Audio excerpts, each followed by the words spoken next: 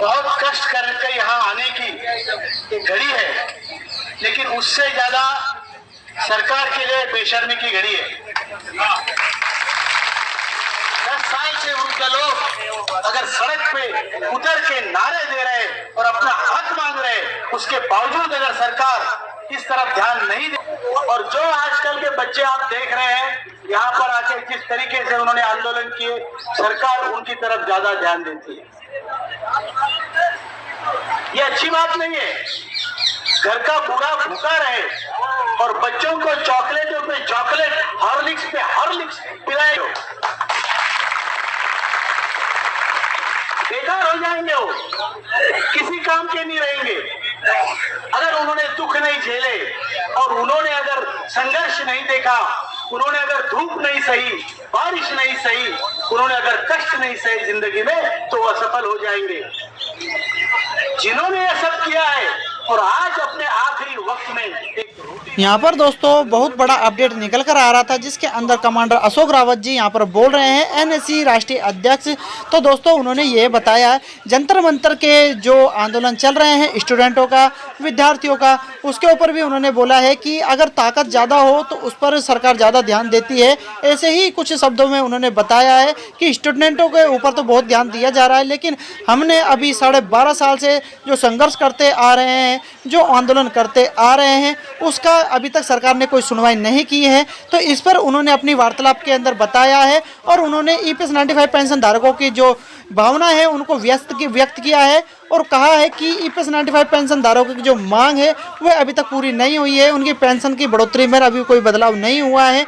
यहाँ पर पीएफ के जो ईपीएस 95 पेंशन धारक है उनकी मांग पूरी नहीं हुई है। तो इस पर बहुत उन्होंने बातें कही है, बहुत उन्होंने उदाहरण दिए अलग अलग। तो चलिए उनकी जुबानी यहाँ से सुनते हैं। वीडियो पसंद आए तो वीडियो को लाइक कर देना। चैनल पर अगर आप नए हो तो चैनल को सब्सक्राइब जरूर कर लेना। ये हमारे लिए कष्टदायक चीज है। ये हमारे लिए एक प्रकार से बहुत कष्ट करके यहाँ आने की एक घड़ी है, लेकिन उससे ज्यादा सरकार के लिए बेशर्मी की घड़ी है। 10 साल से वृद्ध लोग अगर सड़क पे उतर के नारे दे रहे और अपना हक मांग रहे, उसके बावजूद अगर सरकार इस तरफ ध्यान नहीं देती है, तो ये बहुत गलत है और बहुत दुख की बात है और निंदा की बात है।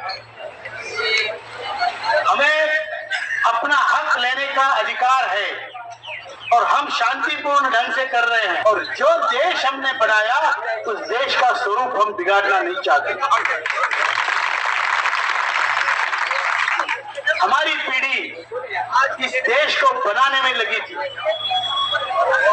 और जो आजकल के बच्चे आप देख रहे हैं यहाँ पर आके जिस तरीके से उन्होंने आंदोलन किए, सरकार उनकी तरफ ज्यादा ध्यान देती है। ये अच्छी बात नहीं है। घर का बूढ़ा भूखा रहे और बच्चों को चॉकलेटों पे चॉकलेट, हॉर्लिक्स पे हॉर्लिक्स पिलाए जा रहे हो, और उन्होंने अगर संघर्ष नहीं देखा, उन्होंने अगर धूप नहीं सही, बारिश नहीं सही, उन्होंने अगर कष्ट नहीं सही जिंदगी में, तो वो असफल हो जाएंगे। जिन्होंने ये सब किया है और आज अपने आखिरी वक्त में एक रोटी मांग रहे हैं, अगर वो देने की आप में ताकत नहीं, तो आपकी हुकूमत पे हम सवाल खड़ा करेंगे कि आप किस काम के हैं। हमारा 10 साल का संघर्ष बुल्डाना में 7.5 सालों से लगातार क्रमिक अनशन चल रहा है, दिन रात। आएंगे वो लोग, उनमें से कई लोगों को मैंने बुलाया यहाँ पे, उनकी गाड़ी आएगी तो वो लोग भी आएंगे। आज हमारे आंदोलन को वैसे देखा जाए तो 12 साल हो रहे हैं। मैं ये कहना चाहता हूं कि 12 साल की तपश्चर्या के बाद महादेव प्रसन्न होते हैं। 12 साल अगर तपश्चर्या करो तो महादेव भी प्रसन्न होते हैं। हर हर महादेव। और 7.5 साल जो बुल्डाना के आंदोलन में हुए, अरे 7.5 साल में तो शनि भी छोड़ देता है। बराबर है। अगर हमें महादेव प्रसन्न नहीं हुए और शनि ने हमारा पीछा नहीं छोड़ा, तो हमें वो ताकत है कि हम शनि के पीछे पड़ेंगे। बराबर। ये कोई वल्गना नहीं है, लेकिन हम चाहते हैं कि जो घर हमने बनाया, जो घर हमने सजाया, उस घर की ईंट हमने रखी, उस घर को हम तोड़ेंगे नहीं, क्योंकि हम लोग स्वाभिमानी भारतीय है, हम कोई कॉकरोच नहीं है, हम किसी गंदी नाली से नहीं आते, हम स्वाभिमानी भारतीय लोग हैं और अपना हक हम लेके रहेंगे। सरकार अगर हमारी माए बाप है तो अपने माए बाप से झगड़ने का और अपना हक वसूलने का हमें अधिकार है, तो वो अधिकार हम लड़के लेंगे, छीन के लेंगे। खेद की बात है कि बूढ़े लोग मैं देख रहा हूं जिनमें चलने की क्षमता नहीं है, जिनके पास पैसा नहीं है, दुख भरी जिंदगी है, धुतकार है, ऐसे लोग यहाँ पर आकर बैठते हैं, ये सरकार के लिए लज्जा का विषय है। मैं चाहूंगा कि आज का आंदोलन हम शांतिपूर्ण ढंग से करें।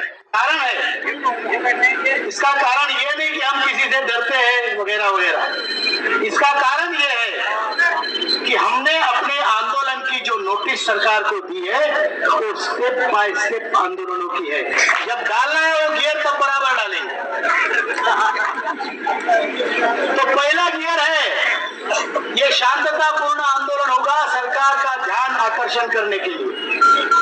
अगर इसमें कुछ नहीं होता है तो हमने बोला है कि आने वाले समय में कुछ ही दिनों बाद सरकार का रुख देखते हुए, उनकी मंशा देखते हुए, वो हमारे लिए क्या कर रहे हैं उसका एक अनुमान लगाने के बाद हम पूरे भारत के ईपीएफ ऑफिस में ताले लगाएंगे। मंजूर है? और वो ताले जब लगाएंगे तो हम बड़ी संख्या में जाएंगे अपने अपने ईपीएफओ के ऑफिस पर, महिलाओं के साथ, चाहे तो बच्चों के। उस ईपीएफओ के ऑफिस की हमें जरूरत नहीं है, उसको ताले लगाएंगे और हम अपनी गिरफ्तारियां देंगे। अगर फिर भी हमारी बात नहीं मानी जाती तो फिर उसके बाद हम हर जिले में एमपी के घर के सामने, चाहे कितना भी बड़ा हो, अनशन करेंगे, आमरण। मंजूर है? तो दोस्तों अभी आप यहाँ पर सुन रहे थे कमांडर अशोक रावत जी को। तो उन्होंने अपने अभिभाषण में सब कुछ समझाया है। उन्होंने विस्तार से कहा है कि सरकार हमारी मांग को नहीं सुनती है, हमारी जो मांग है उसको पूरा नहीं करती है, तो आगे की रणनीति बहुत खतरनाक हो सकती है। तो दोस्तों कैसा लगा मेरी वीडियो? अगर मेरी वीडियो आपको पसंद आए तो लाइक करें, आगे शेयर करें, और चैनल पर नए हो तो चैनल को सब्सक्राइब जरूर कर लेना, क्योंकि आपको ऐसी वीडियो, ऐसी जानकारी हमारे चैनल के माध्यम से मिलती रहेगी। मिलते हैं नए नेक्स्ट वीडियो।